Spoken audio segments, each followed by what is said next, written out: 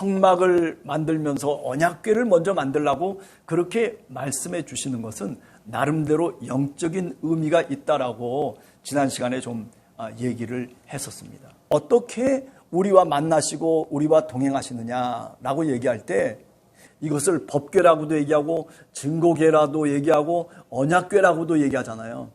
그래서 어떤 싸움이 있다든지 아니면 이스라엘 백성들이 광야를 향해서 쭉 나아갈 때 요단강을 건널 때 또는 가나안 땅에 들어가서도 마찬가지예요. 그 언약궤를 제일 앞에 그죠? 메고 어깨에 메고 여정을 사실은 이스라엘 민족이 가는 것이거든요. 이 언약궤가 왜 중요한지를 분명히 알 수 있죠. 그 언약궤는 하나님을 상징하는 거예요. 하나님의 임재를 상징하고 하나님의 말씀을 상징하고 하나님이 함께 동행하신다라고 하는 것을 상징하고 있는 거죠. 속죄소라고 하는 것을 히브리 말로는 뭐라고 얘기하냐면 카포렛이라고 얘기해요. 근데 그 카포렛이라고 하는 말이 헬라 말로는 히라스테리온이에요. 근데 그 히라스테리온이라고 하는 말이 뭐냐면은 속죄판이라고 하는 거예요. 속죄판. 그 언약궤 위에 얹혀놓는 속죄판이 누구냐면 바로 예수 그리스도 그분이시다라고 사도 바울이 얘기를 합니다. 로마서에 보면 속죄소라고 하는 뜻이 이 화목제물이라고 하는 말과 같은 말이에요. 옛날 구약시대의 속죄소처럼 그렇게 하나님의 임재하심을 나타내시고 그리고 우리의 죄악을 정결케 하시는 바로 그분이 누구냐면 우리가 믿는 예수 그리스도다. 그런 식으로 사실은 사도 바울이 얘기를 하고 있는 겁니다. 율법을 받는 과정 속에서 여호와 하나님이 모세에게 또 얘기를 해요. 뭐라고 얘기합니까? 야, 저 큰일 났다 저기 지금. 저 시내산 저 산 아래 이스라엘 백성들이 야훼 하나님의 형상을 우상으로 만들어가지고 금송아지를 만들어서 그게 나라고 얘기한다는 거예요. 40일 40주야를 말하자면 저 시내산에서 있다 보니까 백성들이 생각할 때 모세는 이제 우리와는 상관없구나. 저 시내산에서 사는 사람으로 이제 취급해버리는 거죠. 그래서 어떻게 하는 거예요? 아론에게 찾아가가지고 아론에게 묻습니다. 우리를 인도해낸 저 애굽에서 홍해를 가르고 그리고 광야 생활을 하면서 여기까지 오도록 한 바로 그 야훼 하나님, 그 하나님을 만들어내라는 거예요. 그래가지고 야훼 하나님의 형상을 만드는데 그 형상이 뭐였어요? 지금 여기 오늘 성경 말씀을 보면 그렇죠. 황금 송아지를 만드는 거예요. 황금 송아지. 네. 인간이라고 하는 게 이렇게 연약한 존재예요. 네. 믿음이 있는 것 같기도 하고 그리고 어떻게 해요? 애굽에서 10가지 재앙을 겪으면서 그러면서 이스라엘 민족들이 사실은 홍해를 건너서 여기까지 왔잖아요. 광야로 나왔을 때 야훼 하나님께서 어떻게 합니까? 구름기둥과 불기둥으로 인도하죠. 목이 마르다라고 했을 때는 바위를 쳐서 물이 터지게 하죠. 메추라기를 나르고 만나를 주면서까지 여기까지 이르는 건데 그런데 그 엄청난 이적과 기적과 표징을 보면서도 지금 40일 동안 저 시내산에서 모세가 내려오지 않는다고 해서 뭐라고 얘기하는 거예요? 뭘 요구하는 거예요? 야훼 하나님의 형상을 만들어내라. 참. 그런데 또 묘한 것은 뭐냐면 아론도 참 모세의 형님이신데도 불구하고 참 어떻게 보면 한심하다는 생각이 들어요. 백성들이 막 그렇게 요구하고 그리고 막 달려드니까 아마 두려웠던 모양이에요. 그죠? 그래가지고 아론이 그 이스라엘 백성들에게 말합니다. 너희의 아내와 자녀의 귀에서 금고리를 빼내가지고 내게로 가져오라. 그래서 그 모든 것들을 갖고 왔을 때에 아론이 그것을 녹여가지고 뭘 만드냐면은 바로 조각칼로 잘 새겨가지고 송아지 형상을 만들었다. 황금 송아지를 만든 거예요. 그리고 뭐라고 얘기해요? 이 황금 송아지를 보면서 이게 우리를 애굽에서 인도한 야훼 하나님이다라고 얘기하는 거예요. 이게 말이나 되는 얘기예요. 그죠? 모세의 형님 아니에요. 아니 10가지 재앙이 일어나는 그 사건 속에서 모세를 대신해서 바로 왕에게 나가서 하나님의 말씀을 전한 자가 누구냐면 바로 이 아론이란 말이에요. 그런데 세상에 이럴 수가 있어요? 참나 기가 막힌 얘기죠. 사실 어떻게 보면 예? 그 20장 출애굽기 20장에서 10계명 속에 가장 첫 번째 계명이라고 얘기할 수 있는 게 뭐예요? 그렇죠? 다른 신을 섬기지 말라는 거예요. 아니 다른 신을 섬기지 말 뿐만 아니라 그것을 형상으로 만들지 말라고 그랬어요. 그런데 지금 이스라엘 민족, 하나님의 선택된 백성이라고 얘기하는 바로 이 이스라엘 민족이 그 율법에 어긋난 행동을 지금 감히 하나님 앞에서, 아니 모세 앞에서, 모세가 없는 그 사이에 이런 일을 벌이고 있는 거예요. 이게 이스라엘 민족들만의 얘기겠습니까? 우리들도 신앙이 있는 것 같고, 어떤 때는 정말 야훼 하나님이 기적을 행하시고 우리 주님께서 이렇게 나를 인도해 주셨습니다. 기도도 하고 예배도 드리고 그야말로 믿음 있는 삶을 사는 것 같은데, 어느 날 갑자기 보면 자신의 이해 관계에 있어서 틀어져 버리면, 그러면 언젠지 모르지만 하나님도 모른다고 해버릴 때가 많단 말이에요. 믿음 없는 모습으로, 나락으로 떨어져 버리고 마는 그런 신앙인들이 사실은 얼마나 많은지 몰라요. 살다 보면은 어떤 때 시험이 부딪혀 올 때가 있고, 어떤 때는 실족할 때가 있고, 어떤 때는 실망하고 낙담할 때도 있거든요. 어떤 때는 심한 고통 때문에 정말 사면 초가로 자신들이 어떻게 할 수 없는 그런 막다른 골목에 이를 때도 있어요. 그럴 때 사실은 신앙인이라면 더 하나님을 바라보면서, 더 하나님을 붙잡고 그분의 이름을 의지하면서 살아가야 되는데, 그런데 사실은 그런가요? 그렇지 않을 때가 많아요. 이건 돈으로 해결해야 돼. 이거는 뭔가 권력이 있어야 돼. 이거는 뭔가 다른 방법을 찾는단 말이에요.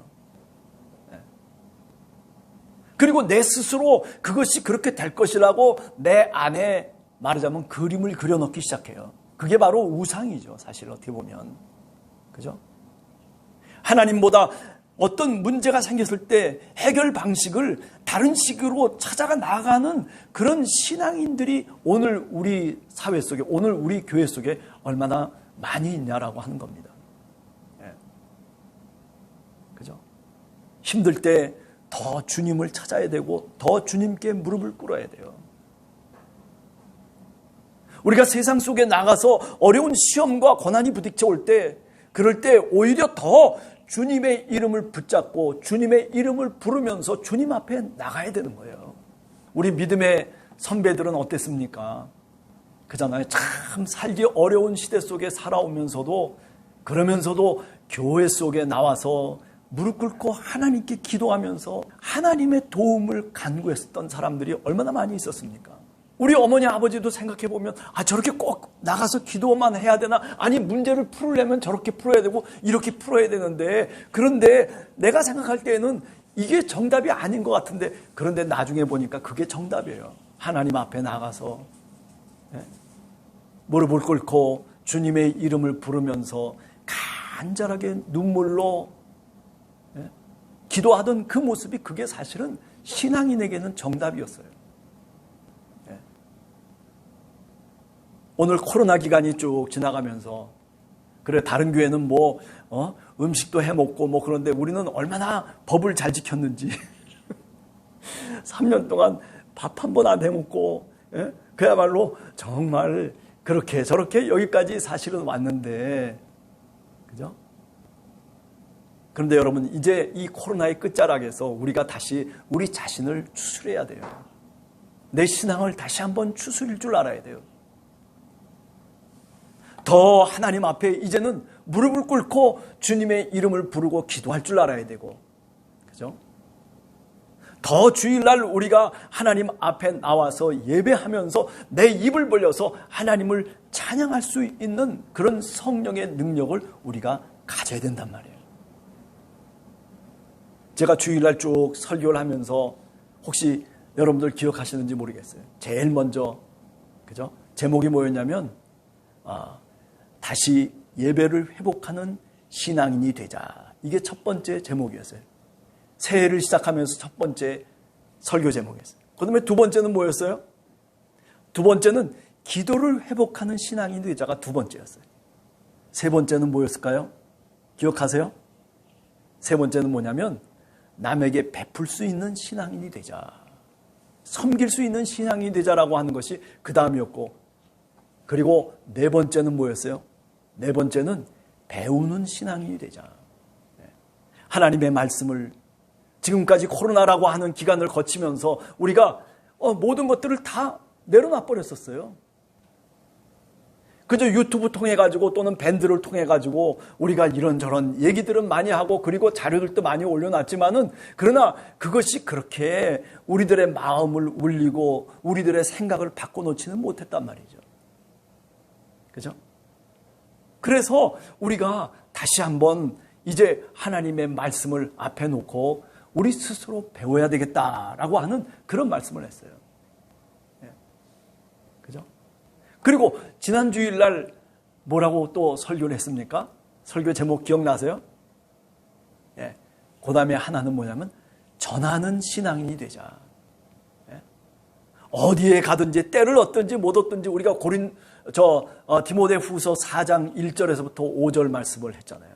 때를 얻든지 못 얻든지 우리가 하나님의 복음을 하나님의 말씀을 전하는 신앙이 되자라고 하는 거죠.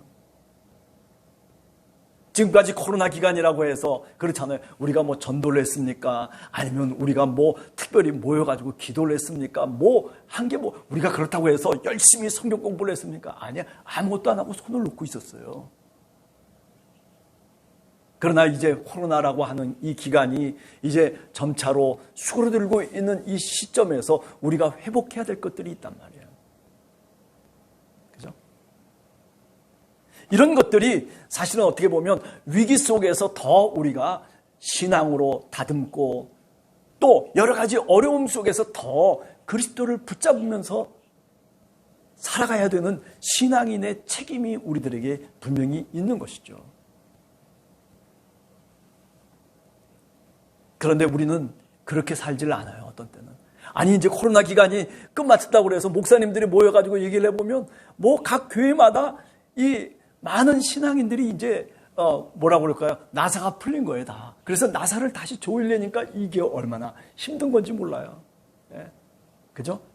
사람은 편한 거를 원하거든요. 몸이 편안하게 3년 4년을 있다 보니까 이제는 어려운 일들, 힘든 일들을 회피하기 시작해요. 우리 교회도 마찬가지 아닙니까? 식당에서 자 우리 이제 주일날 좀 이렇게 저렇게 식사도 하고 이제 같이 여전도 회원들이 이렇게 저렇게 합시다 했더니 상당히 부정적이에요. 그래서 아직도 못하고 있는 거예요 사실은. 이게 사람이 쉬다 보면 사람이 편해지다 보면 더 편해지려고 하는 거예요. 근데 그거 뭐 어떻게 하겠어요? 그죠? 하나님의 성령이 우리의 마음에 감동을 주시고 하나님의 성령이 우리 교회 위에 충만하게 임하야만이 그 모든 것들이 가능할 것이다라고 저는 생각을 해요. 하나님의 성령이 충만하기를 저는 오늘도 기도하고 있습니다. 자, 우리를 인도할 신을 만들려고 그렇게 이스라엘 민족이 지금 모세를 향해서 얘기하고 있는 거예요. 이 문제를 해결할 수 있는 방법은 이 방법이 아니라 바로 이 방법이다라고 그렇게 얘기하고 있는 거예요. 그죠? 이 길이 아니라 바로 저 길이 우리가 원하는 길이다라고 그렇게 얘기하고 있는 거예요.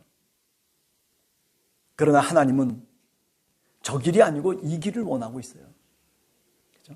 바로 예수 그리스도께 돌아오고 그리고 하나님을 더욱더 붙잡고 그리고 정말 하나님 앞에 신앙인으로서 살아가야 되는 이 이스라엘 민족, 하나님의 선택된 백성, 그들을 하나님께서 붙잡기를 원하시고 계시는데도 불구하고 그런데 아직도 이스라엘 민족은 그렇지 못하죠. 하나님을 붙잡을 그런 지혜와 그런 성령의 능력이 그들에게 아직도 부족하다라고 하는 것을 우리가 다시 한번 성경을 읽으면서 깨닫게 되죠. 예. 그렇죠?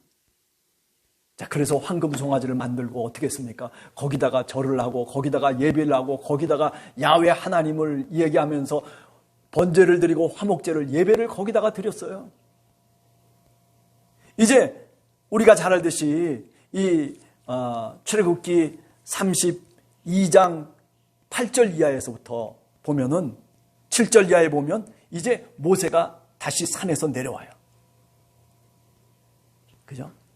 모세가 산에서 내려와요.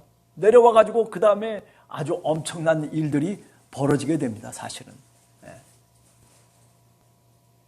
우리가 신앙생활을 하면서 어떤 때는 이렇게 잘못된 길로 갈 때가 많아요. 하나님이 원하시는 그 길은 뻔히 알고 있음에도 불구하고 그런데 내 상황이 그렇지 못하니까 그러니까 내 상황에 맞추어서 내가 이 핑계 저 핑계를 대고 이런 이유 저런 이유를 대면서 내가 내 신앙의 삶을 살려고 하는 거예요. 여러분 이제 한 주간을 저희들이 살아가면서 하나님이 정말 원하시는 것이 뭘까? 내 생각에는 이렇게 했으면 좋겠는데 라고 하는 그런 의견이 있다 손 치더라도 하나님이 원하시는 것은 뭘까? 예수 그리스도가 우리에게 원하시는 것은 뭘까? 그런 것들을 좀 더 시간을 내서 묵상하고 그리고 그것을 좀 더 내 마음속에 새겨놓을 수 있는 그런 우리 함께하는 교회 성도들이 다 되시기를 간절히 주님의 이름으로 축원합니다. 여기 오늘 너희를 애굽 땅에서 인도하여 낸 너희 신이로다라고 하는 이 말은요, 나중에 성경을 쭉 읽어가다 보면 열왕기상 12장 8절에서 여로보암 1세가 했던 똑같은 말이에요. 여로보암 1세라고 하는 사람이 누구냐면 북쪽에 이스라엘을 만든 사람이에요. 솔로몬 이후에 르호보암이라고 하는 그 아들이 정치를 잘못하면서 어떻게 됐어요? 남과 북으로 갈려버렸어요. 이스라엘 10개 지파가 이스라엘을 만들고 나머지 2개 지파가 어떻게 해요? 유다를 만들잖아요. 그리고 로하보암이라고 하는 솔로몬의 아들은 유다 지파, 조그만 나라 2개 지파가 만들어 놓은 그 나라의 왕으로 행세할 뿐이지 10개 지파는 다 북쪽에 이스라엘을 만들잖아요. 그 10개 지파의 초대 왕이 누구냐면 바로 이 여로보암 1세. 근데 이 여로보암 1세가 그 이스라엘 10개 지파의 사람들을 다 모아놓고 뭐라고 얘기하냐면 금송아지를 만든 다음에 여기 똑같은 얘기입니다. 황금 송아지를 만들고 이게 바로 우리의 신이다라고 얘기해요. 잘못된 신앙이죠. 애당초 처음부터 잘못 말하자면 발걸음을 옮겨놓기 시작하는 거 아니겠어요? 그런데 여기도 마찬가지. 지금 오늘 이 이스라엘 백성들이 지금 이 신의 산에서 계약을 체결하고 하나님과 언약을 맺고 약속을 맺고 십계명을 받고 그리고 저 신의 산에서 모세가 내려오고 있는데 그런데 내려오기 전에 이런 일들이 벌어지고 있다는 거예요.